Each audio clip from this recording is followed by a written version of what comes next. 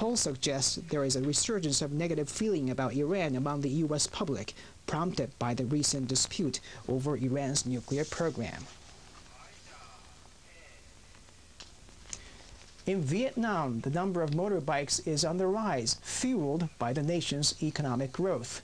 It is reported that in urban areas, 1 out of every 2 people owns a motorbike. As the number of motorbikes increases, so does the air pollution they cause.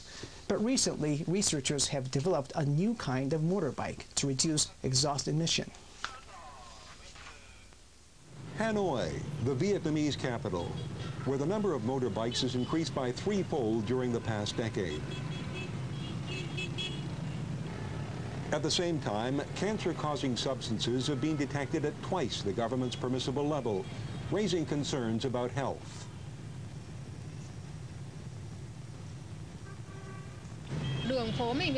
Air pollution is awful. Exhaust fumes hurt my throat. A researcher has begun work on reducing air pollution. Professor Van Ga of the University of Da Nang has been studying mechanical engineering. He came up with the idea of using liquefied petroleum gas instead of gasoline as motorbike fuel, since LP gas discharges lower amounts of toxic chemicals. There may be a few developed countries working on a way to cut motorbike exhaust, but such efforts are vital in Vietnam. His research is focused on how to enhance the power of a motorbike's engine. At the first stage of research, the fastest a bike could run was 60 kilometers per hour. The research team, led by Professor Ga, remodeled the part connecting the fuel tank to the engine to increase the efficiency of fuel combustion. As a result of repeated tests, the speed was almost 100 kilometers per hour.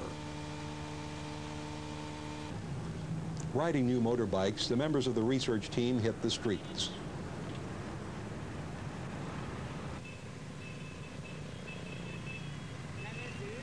They form a convoy of 16 bikes for an hour-long drive around the city to show people the results of their research. The first liquefied petroleum gas filling station is now open.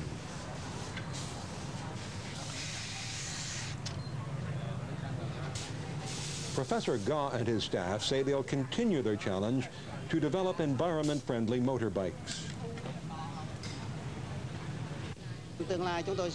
I'll continue working on environment-friendly motorbikes using various methods, including not only the LP gas, but also natural gas and the hybrid system.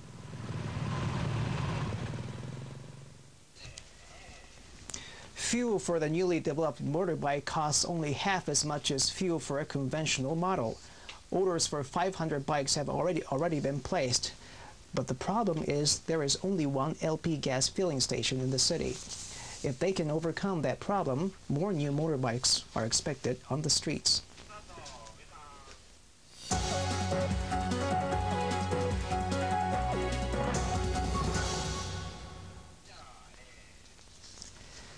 Asia Vision brings you the latest news and features from the member stations of the Asia Pacific Broadcasting Union.